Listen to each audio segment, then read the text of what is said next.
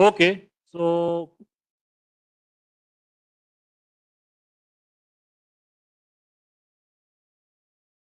first of all, as I mentioned, I just recall or summarize that if you want to store data into the DNA, what we require, as you mentioned, there are two approaches. One is sequence based, another one is structure based. Right now, we are focusing on the sequence based approach. In the sequence based approach, you take the byte files, you divide it into chunks, or or either compress it or whatever. Ultimately, you get binary strings, and those binary strings you convert into ACGT, right? So you could also use some sort of, like, some people have used ternary Golay code, sorry, ternary Huffman code for data compression. You compress the data and then you do the encoding, right? So some people use run length coding. All kind of things are used. For example, if it is image, uh, you know, uh, you I don't know whether you seen JPEG DNA, JPEG image form, structure. uh, there will be a lot of redundancy in terms of bits. Okay, and that is exploited. So they use beautiful discrete cosine transform, right? So actually do the compression. It's a beautiful algorithm. Sometime you can look at it. So for any of the media file, right? So we want that they should satisfy some constraints. Now, problem is that if we have, as I mentioned, if there is a huge file, say 1 terabyte or something, it will give you billions of DNA fragments, something in the range of 80 nucleotides to maybe 200 nucleotides or 250 nucleotides, at most 300, depending upon which machine you're using for synthesizing and so on and so forth. Now, there also, one strand is synthesized 2 times, 3 times. That is also possible. When you synthesize from the machine, it's not that one by one, there might be possibility that more and more synthesis is possible, depending on which synthesis method you are using. Right. So problem is really very big actually. Now what you want, once you are reading, you also amplify.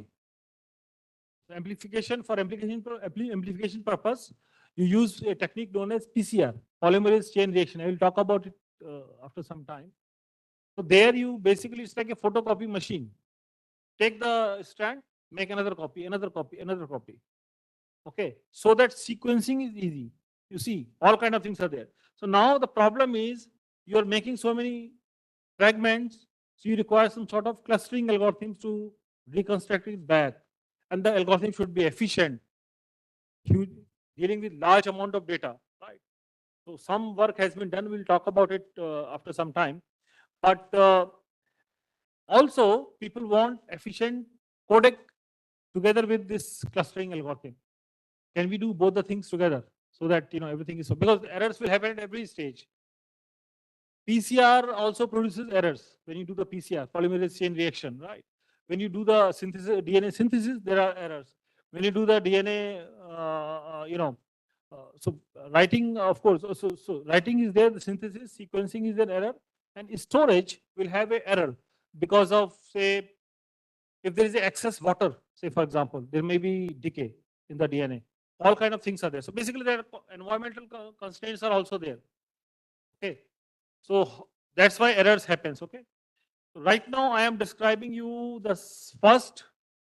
I think I talked about the first paper when there was no error correction of George Church, and second paper we talked about Goldman, where there was fourfold redundancy, right? So now what we did, I'm going to show you actually. It's really something nice. Let me show you. So this is the sequence-based approach. So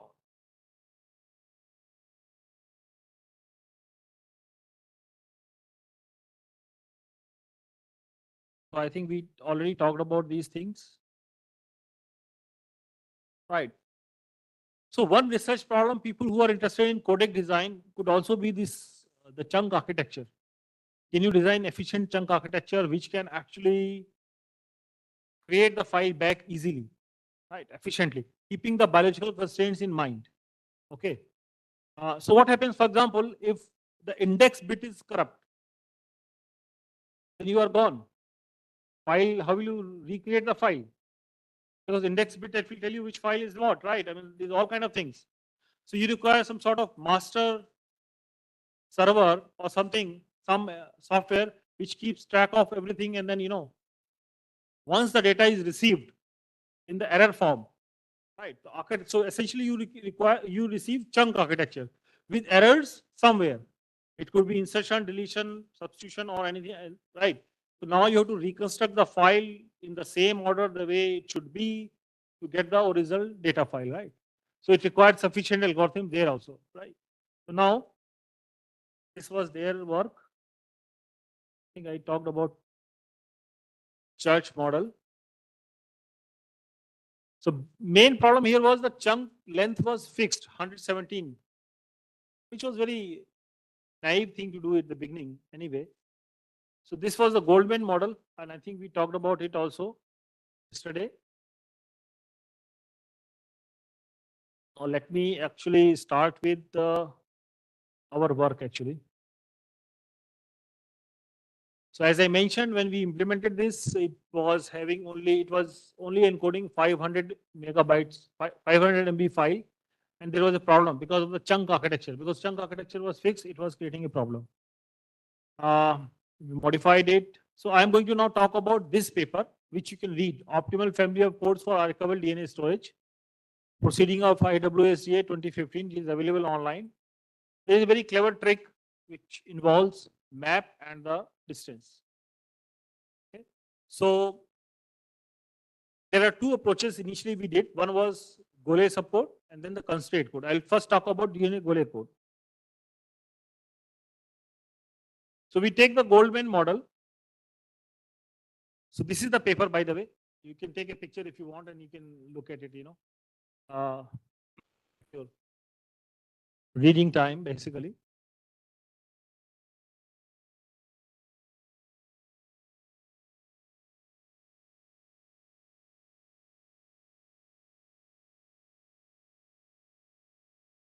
Okay, so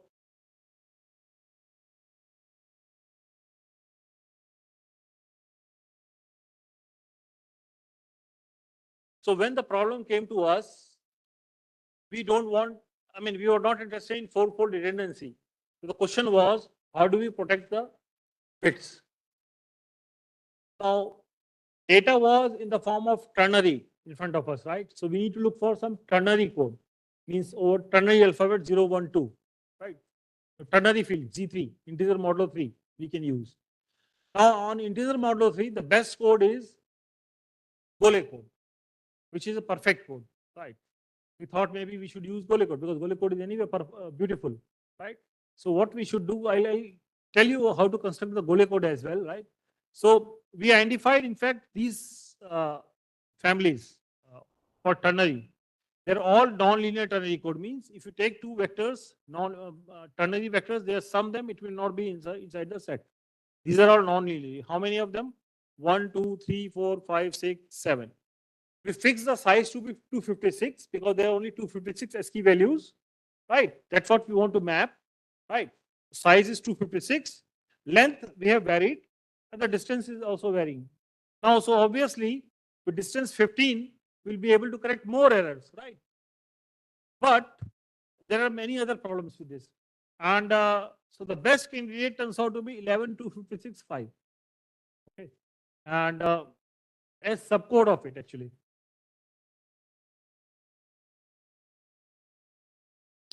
So this is a subcode basically 11 to 56, 5 of ternary Golay code. Okay. So which was able to correct 2-bit flips. 2-bit flips means, substitution errors. If A is substituted to T to G or whatever, something like that, And it achieves 115 exabytes per MB, per gram.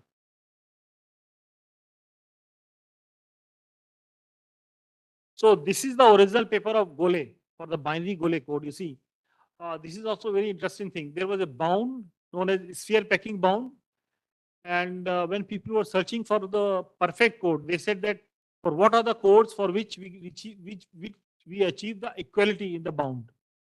And for different NKD, they tried different values. they found certain parameters. But unfortunately, not for every parameter code was not there. Only for the repetition code, having code, and the Golay code, there was a code possible. So Golay just wrote one-page paper. It's a beautiful work. This matrix given at the bottom here, you can see that. For the construction of binary Golay code. I will show you another way of constructing Golay code. See, there are different ways. You can find a paper on maybe around 8 to 10 different constructions, including geometry, algebra, and other things to construct the Golay code. I will, especially the binary Golay code. Okay, this is the binary Golay code. Now you can see that how it works. This is the parameters are. You can see that the parameters are 24, 12, 8. Length is 24. Dimension is 12. So what we do? We divide. So we need to. So in order to produce a binary Golay code, I need a matrix, right? The construction. One of these construction of matrix is you put a identity matrix here. This is I11. Okay, I11. All other places it is 0. Then there is a all one vector here as a column vector. Okay, and then there is a complementary of it, all 0 vector here. Then there is a all 0 vector here, and then 1 here. All 1 here. Okay. So only non-trivial part is this portion. How do we fill this portion? You can see that this is 11 by 11, 0 to 10, 11 by 11, right? Plus 1 column, 12, right? This is 11 by 11 matrix, and then this 1 column, 12. So basically, how do we construct this 11 matrix? So this 11 by 11 matrix, where there is only 0 and 1. Construction is very beautiful. For P is equal to 11, P is a prime, 11. What are the quadratic residues? So what is the quadratic residue? Let me show you. If P is equal to 5, just taking an example, you can do the same thing for P is equal to 11. So how many numbers are possible? 1, 2, 3, 4. I mean up to P minus 1. Right? 1, 2, P minus 1 numbers are possible. Just square them. 1 square, modulo 5 is how much? 1. The next number is 2. 2 square is 4, modulo 5. The next number is 3. 3 square is what? 9, which is 4. And next is 4. 4 square is 16, modulo 5. So you are only left with two numbers, which is set of quadratic residues. This is known as 1 and 4 for P is equal to 5. Can you find for P is equal to 11 now? Such numbers. Just keep on squaring from 1 to 10 and see which one is giving, I mean, whatever is left. Residue is known as quadratic residue. Quadratic means square. Reduce it to modulo prime, whatever is left.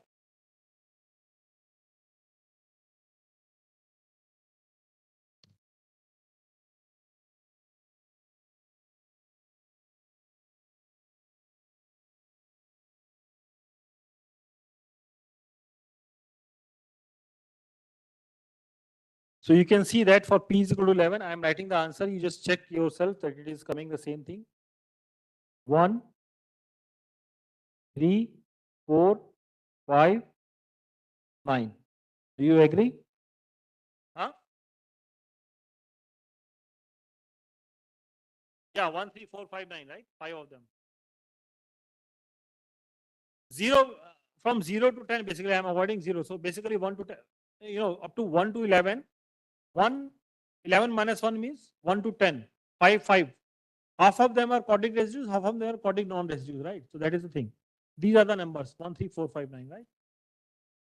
By the way, you should know that it is said that mathematics is the queen of all sciences. I think you know about it, right? Mathematics is the queen of all sciences. And number theory is the crown on the head of the queen. Number theory is a beautiful branch. Quadratic residues, which I told you, are the gems, beautiful and mysterious things. There are many unknown things also regarding quadratic residues, which we can talk sometime later. Now, it turns out that in order to construct this matrix, except this 0 column. Wherever there is a quadratic residue, I am putting 1, other places it is 0. You see, the first row. 1, 3, 4, 5, 9. All the quadratic residues I am placing 1, other places it is 0. And at the 0 place I am putting 1. Okay, just assumption. Now you just do the cyclic shift row wise. All 11 by 11 matrix, this whole matrix is created. Don't you think it's a beautiful thing? Construction. Golay has not given it like this, you see, but there are ways to construct it. Right? From quadratic residues. Something beautiful can give you beautiful thing. Quadratic residues are beautiful. Golay code is beautiful. Beautiful thing can give birth to beautiful thing, right? So this is a connection. Now there are some interesting properties. Plenty of symmetries in this code. If you look at the code words and so on and so forth, a lot of symmetry is there. Moreover, now if you look at, so the minimum distance is 8 here, right? Now if you look at left portion, there are 2 ones in each row, right? 2 ones in each row. So basically each row has weight 2. And here it is weight 6, 1, 2, 3, 4, 5, 6, right? Total weight of each row is 8. Weight means number of non-zero entries, right? Okay. On each row that is there, fine. But if you sum them, if you take any 2 rows here, say first and second, what is the weight of the left portion? 2 again. 1 plus 1 is 0. This one and this one. So 1 plus 1 is 0. And this one will contribute 2 weight. Right. Now what happens to the right hand side? If you sum any 2 rows, again gives you 6. Beautiful thing. Right? So overall the 6 plus 2 will remain same, right? So 8 weight things will be there. Now as a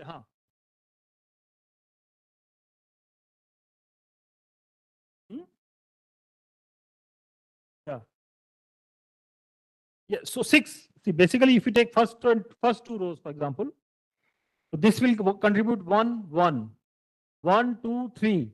These 2 will be 0. Sorry, these 2 will be 0. 1, 2, 1, 2, 3, 4, 5, 6. Only 6 places will contribute to 1. Rest of places will be 0 automatically. This is true for whole matrix. And the left hand side will always contribute 2. So whenever you sum any 2 rows, you get weight 8. Don't you think it's a beautiful thing? Actually, if you take a cup of tea and take this matrix and look at the vectors, your 2-3 days you will see the whole beauty. There's a lot of beauty there in the code. All kind of symmetries are there. Okay, so it's really very and also it's a perfect code. So if you draw the spheres of radius 8 minus 1 by 2, I mean, it will cover the whole space kind of thing is also there, right? In fact, for the ternary, you need to puncture one column. And so that property is also there, so all kind of things are there, it's a very interesting thing. So as a problem, T-type problem, can you prove that the distance is 8? Minimum Hamming distance is 8. So what I'm saying that if you take sum of 3 rows, 4 rows, or any number of rows, distance will be at least 8. Right, when we sum. It could go more, but it cannot come below. That is something you need to devise a technique to prove it. Right? How will you show that? No matter how many rows we sum, I mean, there is a geometrical reason for it, but you can also visualize this code nicely in geometry also. Okay. What lines, where they intersect, and so on and so forth. So if you are really lover of geometry, you can actually find a way to show that no matter how many we sum, we'll get at least 8. Okay.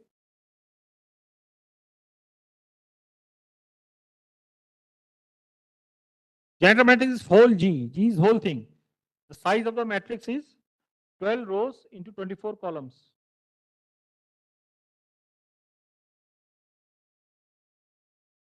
Column number 1. These are 11 columns here. Then this is another column, and these are again 11 column. 11 plus 1, 12, plus 12, 24. 24 columns and 12 rows, right?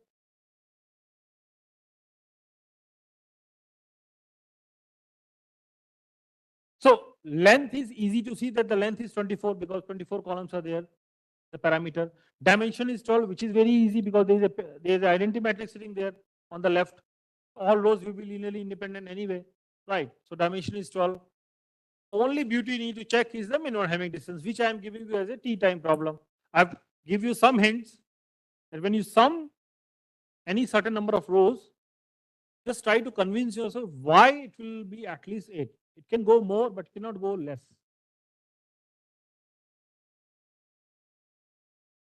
There are another way to actually, whenever you want to prove something about the distance, another interesting property which I would mention here. Let me see if I can mention it here somewhere.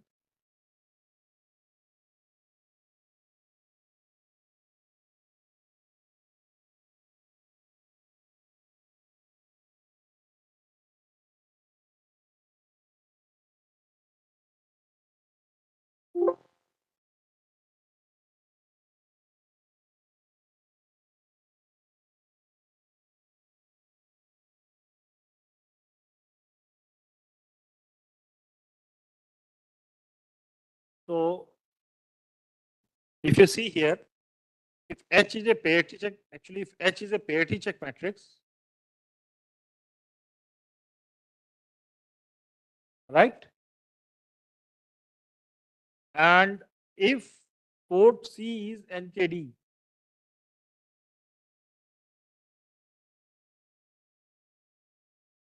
right?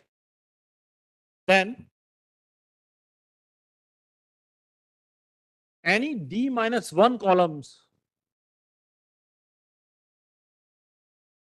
of H are, you know what?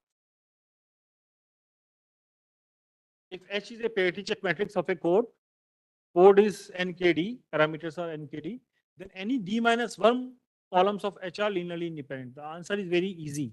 Why? Suppose not. What will happen? Suppose D minus 1 columns are linearly dependent. That means there exist D minus 1 non-zero entries. There exist D minus 1 non-zero entries such that, so we know that if X is a code word in C, then HX transpose is equal to 0. Right? And this is nothing but equivalent to H1 X1 plus H2. I mean, you can call it H1 X1 plus H2 X2, H1. Hope you got idea. H1 X1 plus H2 X2, Hn Xn is equal to 0. Hx transpose. Hi's are columns of H, right? Columns. This combination will be there. That means D minus 1 of these things will be non-zero. Right? But what does that mean? Because once we are saying there exists D minus 1 non-zero elements in this X such that Hx transpose is equal to 0, that means there is a vector of weight D minus 1 in C. Because X belongs to C. There is a vector X1 X is equal to X1 X2 Xn where D minus 1 entries are non-zero, which belongs to C. But C has minimum distance D. It cannot go beyond D. So D minus 1 is not possible, which is a contradiction. Are you getting my point?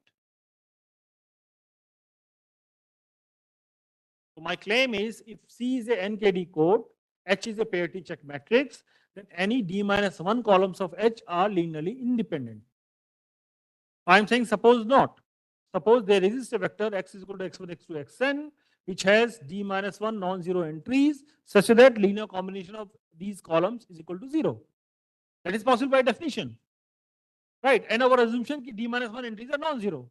If that means they are dependent, means they are, if non-zero means they are dependent, right? These columns are dependent with D minus 1 entries non-zero, right? So d minus 1 columns are dependent. Now, this immediately gives us a vector x is equal to x1, x2, xn with d minus 1 non-zero entries. Right? Because hx transpose is equal to 0. This belongs to C. That means in C there is a vector of weight d minus 1, which is a contradiction to the given fact that the code C has minimum Hamming distance d. Are you getting my point?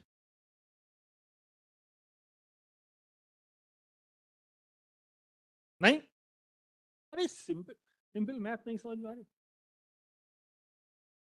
Where is the problem? हाँ. अरे what is the definition of linear independent independent? If n vectors are linearly independent, if sigma, sorry, k vectors, I forget about n. So k vectors are there, they are linearly, so v1, v2, vk are linearly independent if sigma lambda I vi is equal to 0 will imply all lambda I is equal to 0. Right? That's the definition of linear independence. If they are dependent, that means there will be non-zero entries between all those k vectors such that the sum is, their linear combination is 0. Here we are using the same fact. There is a linear combination is equal to 0 where with d minus 1 non-zero entries. Right? In this exercise. Right? Are you getting my point? Definition yaad nahi hai isliye problem hai, right? Because you don't know what is going on, right? This is a beautiful fact. Now you can use this fact on this Golay code. And I'm going to ask you again why. Because I'm giving you generator matrix. This is parity check matrix property.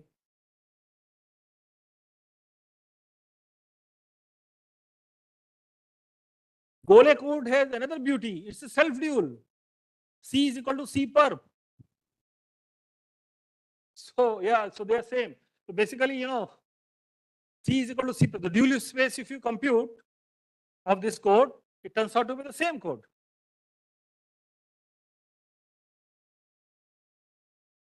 Okay, that's another beautiful thing. So you can actually try to prove it. I think one can give 5 to 6 lectures or 10 lectures on Golay code. So many interesting things are there. Okay, so important thing is it's a self-dual code. Okay, C is equal to C perp. Okay, so it's a subspace. So it's a dual code is same thing, right? So the parity check matrix and is the same. That means if you look at this generator matrix, you can have this property. You can either try to establish this distance is equal to 8 using that property, or by observing those sums, will give you always distance more than 8. Whatever way you choose, you can use it. Or design some of your own method. That is okay to us, right? So if you can come up with your own method, right?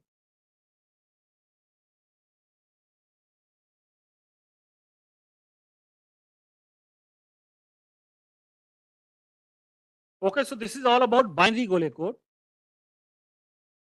And then, in a similar manner, I'm not now telling you how to construct. I leave it as an exercise. This is the generator matrix for the ternary Golay code. 12, 6, 6. So how many code words will be there? 729 code words, right? 3 raised to power 6. Because the alphabet is, ground alphabet is Z3, right? Ternary Golay code. This is the generator matrix. How do we got this generator matrix? Again, those kind of tricks are there. I leave it to you to find out how do we get this generator matrix of the ternary Golay code. So once you have the Golay code, so parameters are 12, 6, 6, right?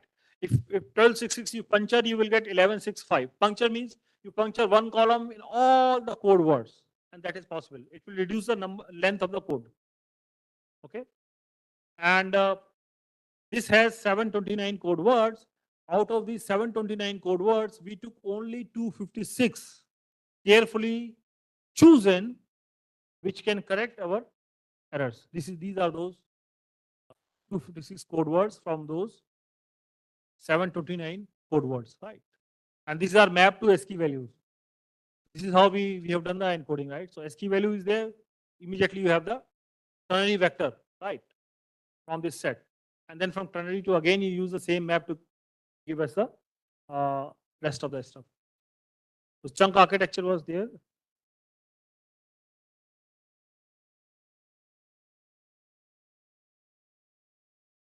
You see, we have this all these ASCII values.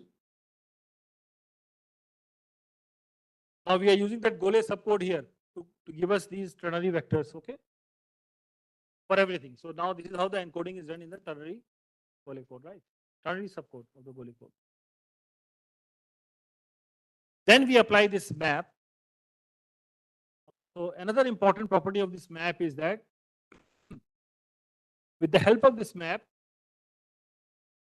we are able to correct more errors beyond the distance capability of the code actually. So normally if the distance is d, we can correct d minus 1 by 2 errors.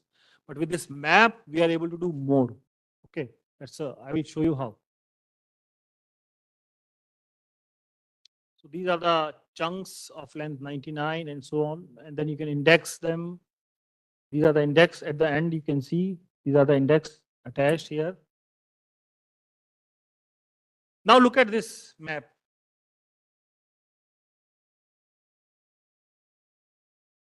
So first of all, the map used by Goldman is not unique. There are many such maps. You see, there is another map written at the bottom. There are 2 maps I have written actually. How many maps are possible? Number 1 T time problem. How many such maps are possible?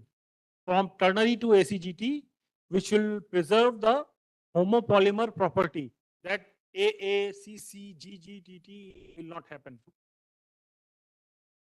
Like repetition of ACGT does not happen. This map ensures that, right? That repetition of the blocks will not happen. I mean, if you look at this, in this string, nowhere you will find AA or A or C or G or C or T like that. Nowhere. No repetition of symbols. This map has this property. When you take ternary, even if the ternary vector is same, so 0, 0, 0, 0, you can see that here. This portion is 0, 0, 0, 0, but the vectors are different. Sorry, this one. So what we are actually, if you observe the map, whenever we choose a symbol, next symbol is not that symbol, something else. Once you choose that symbol, the next symbol is not that symbol and something else. Like that we are building this, right? So that there is no repetition. It's also known as rotation map because we are just rotating, right?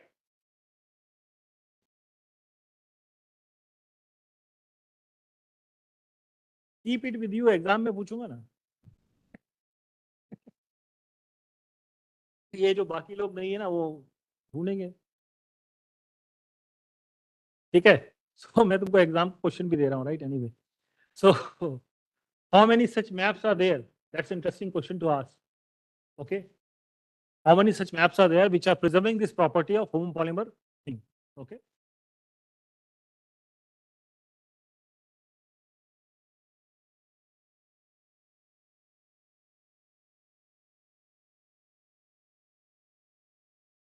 So I have given here 3 such maps.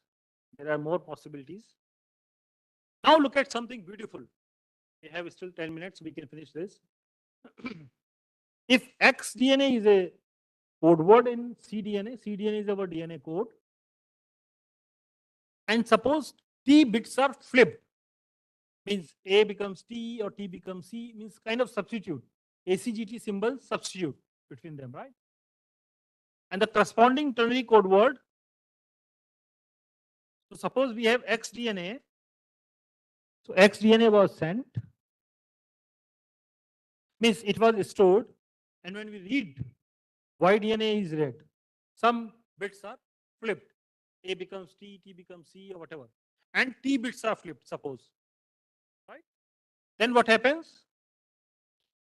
We can go with this inverse map and we can find vector X and Y, which are ternary vectors in Z3, right? Of whatever length it is, right? XDNA was synthesized, stored in a test tube. When you read it through sequencing, we get YDNA. Some errors happened. Certain bits are flipped. T bits are flipped, right? So we got YDNA. So T errors have occurred. Just like I'm comparing with the binary channel. So, we have X vector was sent, Y is received, T errors happened. So distance between X comma Y cannot exceed T, right? Number of bits, Hamming distance between them cannot be more than T, right? That will happen. So here also the same thing will happen. XDNA is sent to store, YDNA is received, T errors occurred. Now, if we convert them into X and Y in the ternary, the Hamming distance between these ternary vectors cannot exceed 2T. This is the property of this map. Okay, as an example, you can see that if XDNA is this, YDNA is this, the corresponding X is this, corresponding Y is this. Hamming distance, this H should be capital by the way. Hamming distance between XDNA and YDNA is how much? 2. Right? Only 2 places ACGT differ, but the corresponding X and Y differ at 4 places. Cannot exceed more than 2T.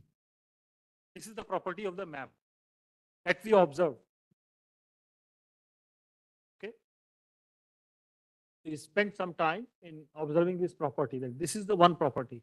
If there are T errors in the DNA level, I'm just only talking about bit flips, means ACGT, between ACGT, right? Or we call it substitution errors. If there are T errors at the DNA level, there could be at most 2T errors at the ternary level when we go back. Okay. So when we convert this, because we need to do the decoding, once we receive DNA, T errors have happened, we will go back to the original ternary vectors, right? From this inverse map. And then we have those 2 vectors X and Y. And now they will differ at 2T places at most. Cannot be more than 2T. In this case, it is exactly 2T here in this example. Right? Okay. 2 bits there, 4 bits here. Fine. Any question at this point? Same map, it's a ternary. I mean, here, luckily, symbols are like that, you are getting binary, but I'm saying that the same thing.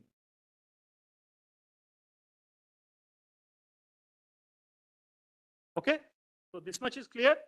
Now we go a little bit more. This is first property. You can see that these are the places where they differ and the corresponding places where the binary vectors differ.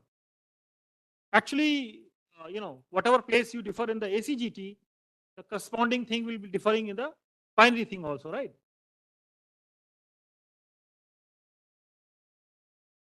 Now this is something very, very interesting. I don't think we can actually.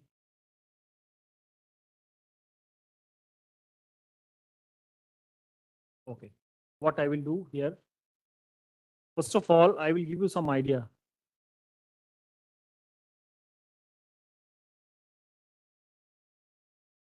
Okay, let me give you one more idea before we come to that proof of this fact. Suppose C is our NKD code. Now I have shown you 3 kind of decoding, right? Sphere decoding, array decoding, or the coset decoding, whatever it is, and the syndrome decoding, right? 3 kind of decoding I have shown to you. And of course, the probabilistic decoding is also there, the probability computation in the binary symmetric channel, right? Now what I'm going to show you, if the distance is D, because for any 2 vectors, so distance D means, this implies that if we take any 2 vectors X and Y in C, the Hamming distance between X and Y will be at least how much? D. Right? At least D.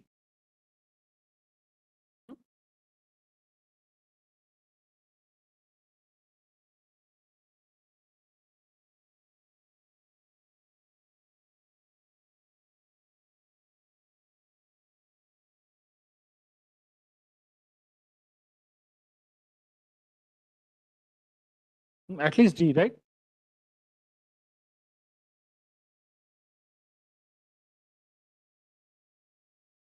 D was 3. D was 3.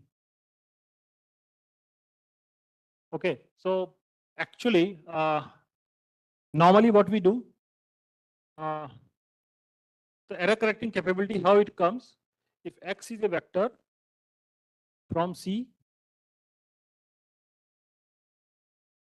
Fx is a vector from C which is sent, and suppose Y is received, right? And T errors has happened.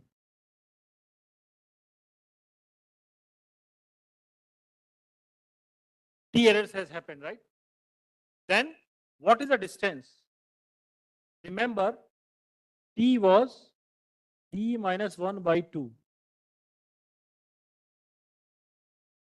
Draw the sphere size.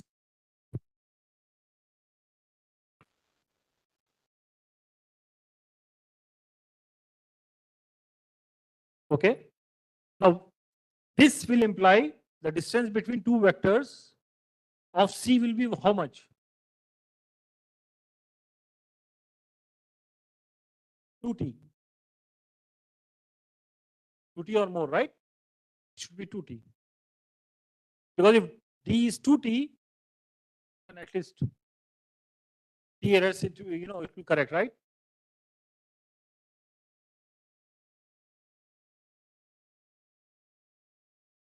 So now, if X is sent, Y is received, T errors have happened. Claim, suppose W is another vector, right? What will be the distance between X and W? What can you say about the distance between X and W? If W is outside C and suppose W is inside C, what will happen? If it is inside C, it cannot exceed D.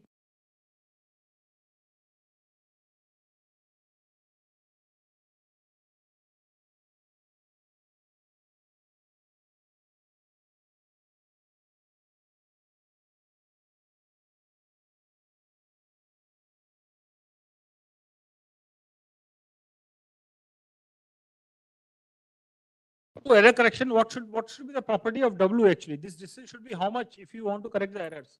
I'm just trying to give you that idea. How much should be the distance between W for some other code word in C?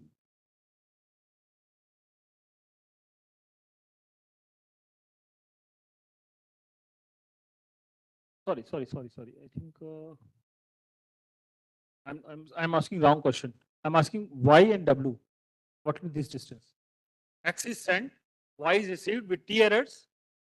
Now W is another code word which is not equal to X. So what is the distance between Y and W? You can say about distance between Y and W. I mean, you can apply the triangle inequality here actually. Y and W will be between Y and X and W.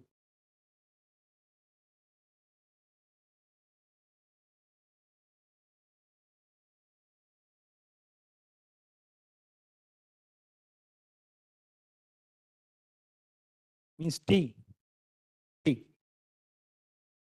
So this is something, a very important observation which we are going to use in the proof of the result, that how do we correct errors.